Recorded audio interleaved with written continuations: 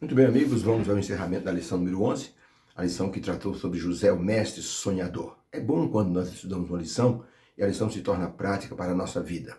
Se Deus nos tocou em algum momento dessa semana, é porque havia algo para ser revisto, para ser colocado no lugar.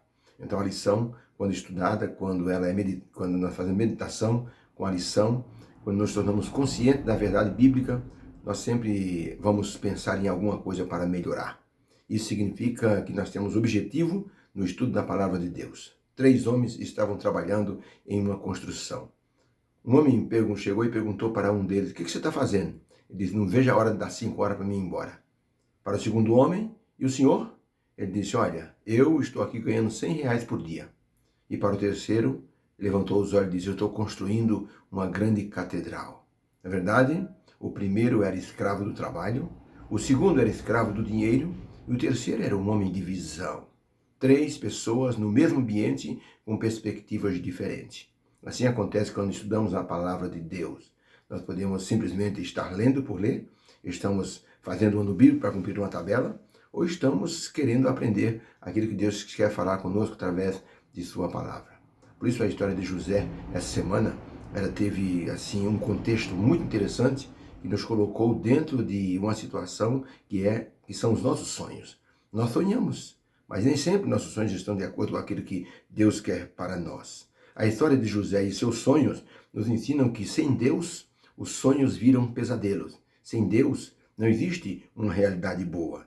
Os sonhos com Deus viram realidade e nós honramos o seu nome porque fazemos a sua vontade. Foi assim com José na casa do pai dele, foi assim com José na sua chegada forçada ao Egito, foi assim com José dentro da casa de Potifar, dentro da prisão e diante do faraó, recebendo a mais alta honra que um ser humano poderia receber naquela época.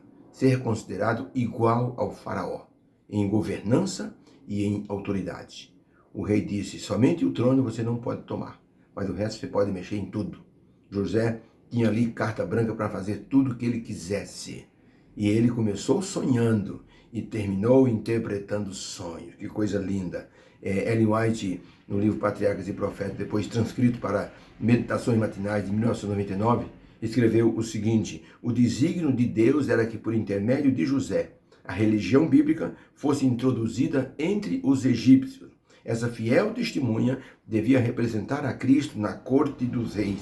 Por meio dos sonhos, Deus se comunicou com José ainda na sua juventude, dando-lhe uma indicação da elevada posição que ele iria um dia ocupar. Os irmãos de José, para impedir o cumprimento dos seus sonhos, venderam-no como escravo, mas o seu ato de crueldade resultou na execução daquilo mesmo que Deus havia projetado. Não podemos fugir dos desígnios de Deus. Aquele que Deus projetou, ninguém consegue atrapalhar. Pode até criar um empecilho, mas impedir de executar, jamais. Aprendemos que José sofreu perseguição dos seus irmãos, como Jesus sofreu dos sacerdotes e anciãos porque tinham inveja dele. Jesus viveu uma vida de ministração em favor do povo. José é considerado como se fosse Jesus, o Messias, no tempo do Velho Testamento. A diferença é que José fez uma grande obra, mas morreu e os seus ossos foram levados para Canaã depois. A diferença é que Jesus viveu uma grande obra, morreu, mas ressuscitou para estar intercedendo pelos seres humanos no céu, no santuário celestial. Por isso que a Bíblia fez questão de mostrar José como um salvador da pátria, num lugar estranho, odiado por pessoas, até por seus irmãos. Foi o que aconteceu com o Senhor Jesus Cristo. Os personagens dessa história de José, inclusive Judá e Tamar, nos mostram a graça de Deus atuando fortemente para restaurar vidas perdidas, vidas enroladas e transformá-las em vidas abençoadas. Inclusive, colocando Judá e Tamar e Perez, que foi o filho de Tamar, na genealogia do Senhor Jesus Cristo. Que coisa abençoada.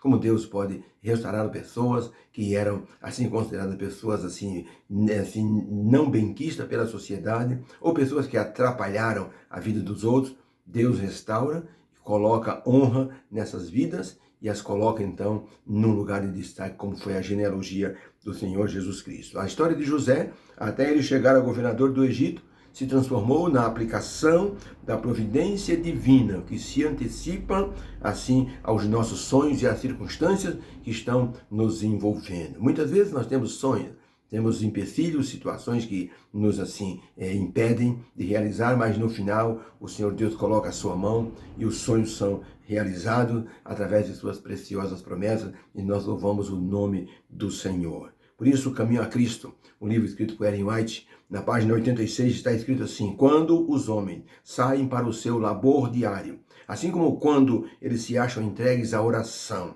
quando os seres humanos repousam à noite, ou quando se erguem de manhã, quando o rico se banqueteia em seu palácio, ou quando o pobre reúne seus filhos em torno de sua mesa escassa, sobre cada um o Pai Celeste vigia com ternura. Nenhuma lágrima é vertida sem que Deus anote. Nenhum sorriso é dado sem que Deus não perceba. O Senhor Deus vê todas as coisas. Por isso, nesta semana, nós aprendemos que ele viu os sonhos de José, viu o pesadelo que os seus irmãos colocaram José e viu também como José foi elevado de uma situação de humilhação para uma situação de exaltação, e o nome do Senhor foi então assim bendito, porque Faraó disse: não existe outro homem que tenha um espírito tão excelente como você. E assim Deus foi honrado na corte de Faraó. Deus quer ser honrado através do nosso viver. Possamos então dar um testemunho que possa honrar o nome do Senhor, e ele vai honrar a nossa fé, nos dando o melhor dessa terra. Obrigado, Senhor, pela lição de hoje, lição da semana. Que o Senhor nos abençoe, que possamos ter entendido a sua preocupação conosco. O Senhor nos olha, o Senhor nos vê com singeleza, o Senhor quer nos abençoar. Que haja uma bênção nesta sexta-feira e no sábado, em nome de Jesus. Amém. Fique com Deus, um beijo no coração, que haja uma bênção nesse dia de preparação. Fique com Deus e tenha uma boa sexta-feira e um feliz sábado.